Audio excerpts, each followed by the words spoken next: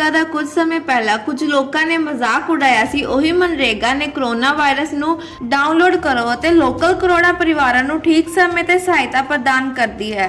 ਸਰਕਾਰ ਨੂੰ ਬਚਾਉਣ ਵਿੱਚ ਇਸ ਸਮਰਥ ਭੂਮਿਕਾ ਨਿਭਾਈ। महात्मा गांधी नरेगा, जिसका कुछ साल पहले कई लोगों ने मजाक उड़ाया था, उसी मनरेगा ने कोविड और बार बार के लॉकडाउन में प्रभावित करोड़ों गरीब परिवारों को ठीक समय पर सहायता प्रदान करते हुए सरकार के बचाव में एक सार्थक भूमिका निभाई है।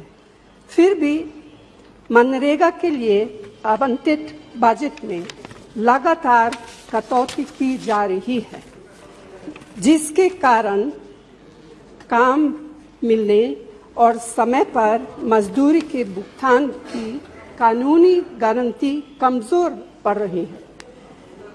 इस साल मनरेगा का बजट 2020 की तुलना में 35% कम है, जबकि बेरोजगारी लगातार बढ़ रही है।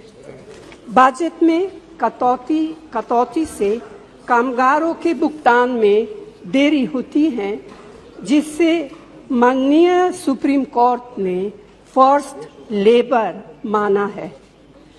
इसी वर्ष 26 मार्च को सभी राज्यों ने इस योजना के तहत अपने खाते में नकारात्मक संतुलन दिखाया है, जिसमें कामगारों को भुगतान का लगभग 5,000 करोड़ रुपए बकाया है।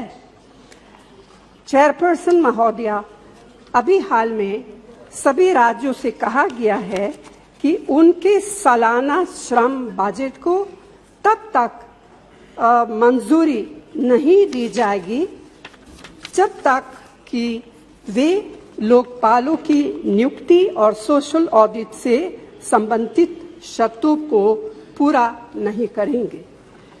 सोशल ऑडिट को निश्चित रूप से प्रभावी बनाया जाना चाहिए, लेकिन इसे लागू करने में कमियों को आधार बनाकर इस योजना के लिए पैसे का आवंटन रोककर कामगारों को दंडित नहीं किया जा सकता है।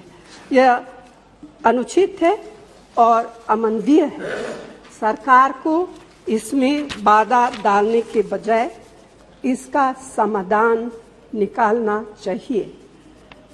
चेयरपर्सन महोदया, ग्राम सभा द्वारा सोशल ऑडिट पर कोई समझौता नहीं किया जा सकता है। इसीलिए मैं आपके माध्यम से केंद्र सरकार से आग्रह करती हूं कि पहला, मनरेगा के लिए उचित बजट का आवंटन किया जाए। दूसरा, काम के 15 दिनों के भीतर कामगारों को मजदूरी का भुगतान सुनिश्चित हो। तीसरा, मजदूरी भुगतान में देरी की स्थिति में कानूनी तौर पर मुआवजे का भुगतान भी सुनिश्चित हो और इसके साथ ही राज्यों की वार्षिक कार्य योजनाओं को बिना किसी देरी के तुरंत निर्धारित किया जाए। धन्यवाद।